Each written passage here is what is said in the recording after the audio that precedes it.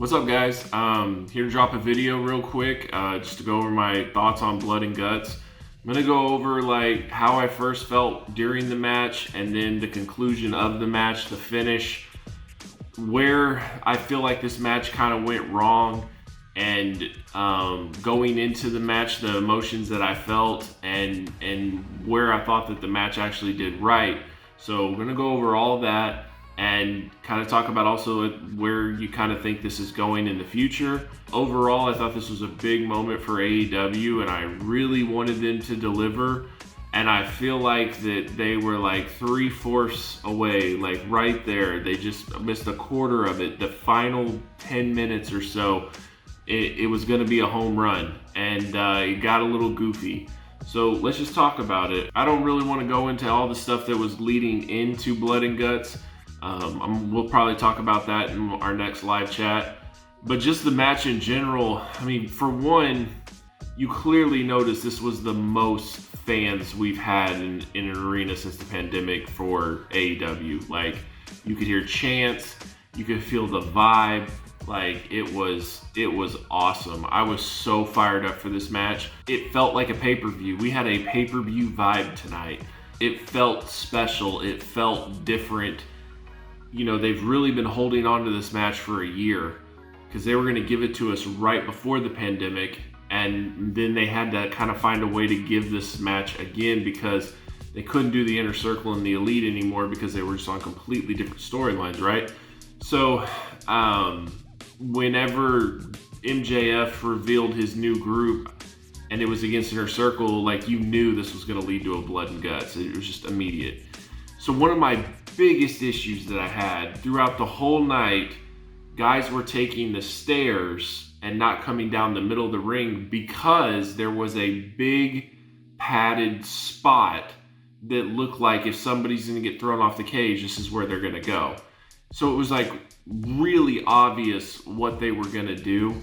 I also felt like the format of it, it's like, when you hype something up so much and you have an hour and 10, 15 minutes of other stuff, it's just really distracting. Like, all you're really wanting to see is Blood and Guts. You're not really wanting to see the tag match, which I thought was a total waste of time. And I'm not talking about the tag match where SCU won. I'm talking about the tag match where the opener with Kenny and Nakazawa and all that. I just thought that was a big waste of time. When they announced the Kenny Omega stuff, like, when he comes out and finds out all this, like, who he's gonna face at Double or Nothing, when they announced the names and stuff, it just kind of was like, huh? It was kind of out of left field. And I don't really want to get into that, but what I am saying is, though, is like throughout the night, you could tell that there was a certain section that was made for a spot. So, like, you already knew more than likely somebody was going off the cage. Things that I thought that they did really well in, they really captured a pay-per-view type feel while having Inner Circle come out in like prison suits, and Proud and Powerful having the dead president's face paint. And it was like, you knew it was a big moment, and you really appreciate that. And stuff like that lives on forever, right? Like, you can go back in the Bash of the Beach 96 when the NWO turned, and you remember Lex Luger, Sting, and Macho Man all having the Sting face paint. And, you know, War Games, certain guys were dressed up in just like total like camouflage and army fatigues and stuff. Like, there's certain things that you remember that make pay-per-views special, and I felt like that they captured that with this match. And then the Inner Circle, you know, they debuted all new attire as well, and it was like white, and it was all the same, you know, and it matched Wardlow's as well. Like, we've never seen Wardlow in white or anything like that. So they all looked like they were a group, a faction, and they also looked like that they were ready to kill each other. Like, they really captured that, and what I liked is all 5 of them came out, right? One side and on the other. So they're already out. You didn't have to, you know, have each entrance music and them run out and all that stuff. It made it seem more like a fight. Like, it was more personal. They're staring each other down. Whenever they're actually in the match, they're like shoving, you know, their opponents like facing the cage, and the other people have to watch. They're talking trash to each other. There was just a lot of cool spots. Sammy Guevara started this match off with Dax, and I thought it was a really good way, a really hot way to get the match started. I think Sammy's a star. Sammy was really over with the crowd. I thought Sammy kind of just went all out, and it really carried this for the first, like, say 6-7 minutes of this. And honestly, throughout the match, like, if you're going to name, my opinion, the MVP of this match was Sammy Guevara. If not, I think it was the Revival guys, FTR or whatever. But I think that they brought a realism to this match. They made it seem like it was a fight. It brought that old school wrestling mentality. Like when Cash was able to go in to the cage, like he just immediately goes in for the kill. And he doesn't care who he's going after. Of course, they both bladed. There was a lot of blood in this match. So I feel like that, almost everybody did their part, and it was really well done. When each side was on in a different ring, and they came together, and like they built spots up well. There was just the crowd was into it the whole way through, and I mean that's like crazy, right? Because that match is probably a good 40 minutes or so, and that crowd was hot for it, and you could hear the crowd really well throughout the night. I'm super excited for Double or Nothing having a completely sold out show and having a full capacity of fans. It's going to bring a totally different environment and element into it. So those are the big things that I noticed. Those are the ones that really stood out. Made the match exciting, Sammy Guevara hitting the Van Terminator, having some creative spots like that. I thought Wardlow looked like $1 million. I thought Jake Hager, he did as good as he could, and he looked like a dominant presence as well. I just thought that this match was really well done. And then MJF went to the outside. Oh, and one more thing too, it was really like affecting the vibe of the match with all the commercial breaks. I think they had 4. And in one of them, we lost the picture-in-picture. Like it started off picture-in-picture and then it went away. So that was a bummer. I think these matches are more built for pay-per-view just because you don't want all those interruptions. You don't want to be taken out of the moment, right? So that part was disappointing, but it's a free match. We're getting Blood and Guts on a Wednesday night Dynamite, and I really hope the ratings do well because it did feel special. It did feel like we were getting like a free pay-per-view on TV. So anyways, MJF goes up there and Jericho decides to follow him. And let's be honest, this whole thing was being built around Jericho and MJF, right? And MJF is bleeding as well. And Jericho took a while to get up there, let's just say that. And you could definitely tell Jericho wasn't so comfortable doing this, but he went ahead and did it. And then when he got up there, he put him in the Lion Tamer, right? And the submission, and then he got up off of it just so MJF could hit him in the nuts. Like it was clear as day why they did that. There would be no other reason to, like when a guy's about to tap, all of a sudden you release the tension of the submission. Like that made no sense. So he gets up, MJF hits him in the nuts, he goes down. And while he's going down, he's messing with his tape because he's trying to get a blade out so he can cut himself. So like you can tell when MJF puts him in a submission, like biting his arm and stuff, you could tell like he is trying to avoid tapping, but he's also not wanting to lose the blade that he has taken out. And when MJF gets the ring, he hits him, and then all of a sudden he's bleeding, right? Because he was getting the blade from out of his tape. Another thing too is like guys are still wrestling down there, and there is absolutely no camera on it whatsoever. It's like nothing but just focused on MJF and Jericho. Jericho, is kind of like in a bad way now. He's been hit in the head with the ring. He's bleeding. And they get closer and closer towards in the cage, and you're like, oh wow, like something's gonna happen. We know one of them's getting thrown off, and we don't think it's gonna be Jericho because let's be honest, Jericho's old and he doesn't need to do those type of spots. So when he's up there and he's threatening to throw Jericho off the cage, and basically the guys are like having to debate whether they're gonna surrender or not, I just think that that's a dumb way to do it. I get it. I do get it. But if we're going to be realistic, Sammy and those guys could probably get to the center where they were at and catch Jericho if he was to fall. Another thing is when has MJF ever done anything noble to where if you did surrender, that Jericho is not going to get thrown off the cage? You knew that was going to happen if you surrendered to MJF.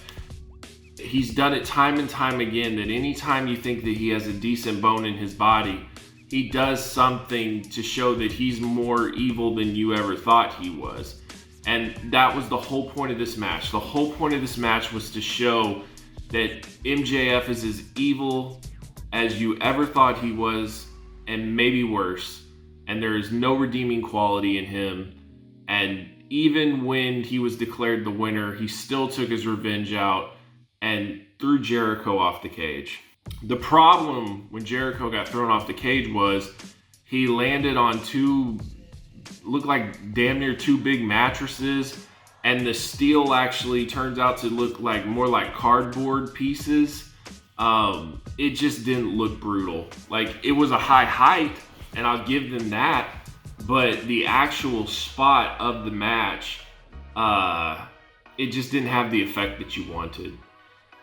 And you can't help but go back to Revolution and think about the dud bomb, and like, you had this big moment that you really got people's attention. You had the biggest buy rate that you ever had. You had the buzz of having a new superstar sign, and people were really interested in what was going on, and it was Christian, and people were already disappointed in that. And then you have this exploding barbed wire match, and at the end of the match, it was a total dud. I mean, guys had to sell an exploding bomb based on sparklers.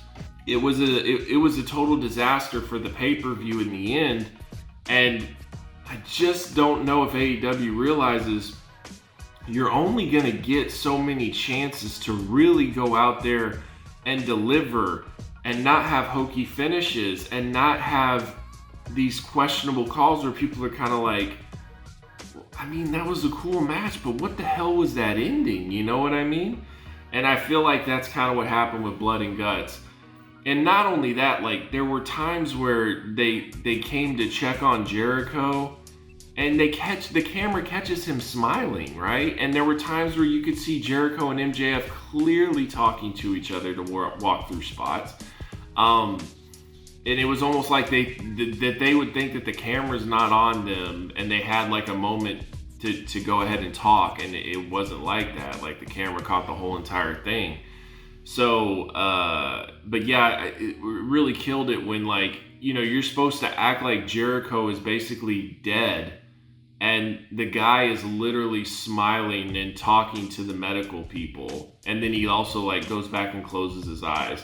Like, everyone knows wrestling is scripted, but you just can't blatantly show it like that, right? Overall, I mean, there were moments in this match where I was so hyped. I thought it was awesome. It had like a real big fight feel to it, where both sides really seemed like they wanted to kill each other. Both sides looked great.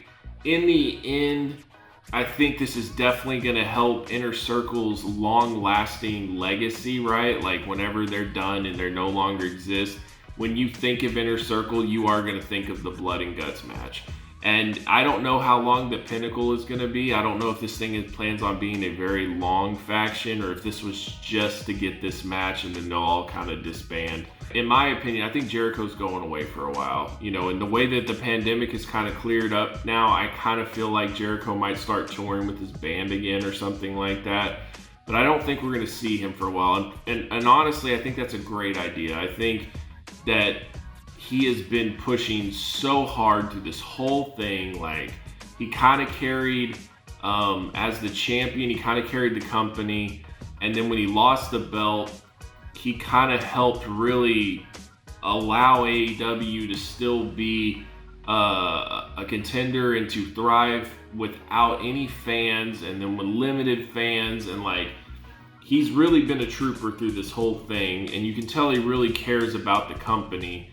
And I think it's time for him to have a break and let some of these other guys take over. And then when he comes back, he can have a different look, and he can kind of, be fresh again, because I do think that things have kind of gotten stale, and there's only so much you can do with a babyface inner circle, in my opinion. And I think we're not going to see Jericho for a little bit. You know, maybe when it gets closer to All Out, we might see him again. And maybe I'm completely wrong. He might be back in like 3 weeks and even have a match of Double or Nothing. I don't know. But I think it would be a smart call to kind of take Jericho out for a while. A couple of months. Let people miss him a little bit. Let people be excited when he comes back. That would be my recommendation. And then I kind of feel like they're going to have a Sammy Guevara MJF feud. I kind of feel like Sammy's going to want to get revenge for what MJF did. Sammy was the one that said that we surrender. Sammy and MJF were the ones that were kind of like intertangled, and like MJF tried to set up Sammy when MJF was in the inner circle. It just seems like unfinished business there, so I feel like that could definitely be. And honestly, Sammy's super over as a babyface right now, so I think him and MJF, Sammy is the babyface, MJF is the heel. I think that could definitely be a really good feud, and they would have a great match. So that's kind of what I'm hoping to see. Overall, I think I give Blood and Guts probably like an 8 out of 10. I was extremely happy for most of the match. And I mean, the finish isn't as bad as Revolution, right? It's just, it could have been better. And especially from like a veteran like Jericho, and like, just quit being cute with this stuff. Quit overbooking it. Like, just be a little bit smarter. Just give us clean finishes, you know? Like, I remember Eric Bischoff was saying that they didn't have a Pat Patterson, right? Like, they just never knew how to close out these matches. And I don't want AEW to have the same fate. And not all their matches, I mean, it's nothing like WCW, right? And they have had some really good finishes, and they have had stuff that makes sense. But it just seems like on their biggest moments, they just overthink these things. And it doesn't have to be that way. So yeah, like I said, I said I was going to review Blood and Guts. Here it is. And down at the bottom, I've linked the chat that I had this week with Steven. And yeah, you know, if you guys enjoy this content, like this video, subscribe. We do live streams every Tuesday. And we really enjoy having real conversations about wrestling. We don't, we're not scared to cover topics. We talk about whatever relevant and important, and I definitely enjoy everyone's company in the live chats. It's always a really fun environment, and I'm gonna do more videos like these as well. So like I said, if you enjoy this content, like this video, subscribe, share it out, and we're heading to Double or Nothing. So you guys take care, and I'll catch you guys next time.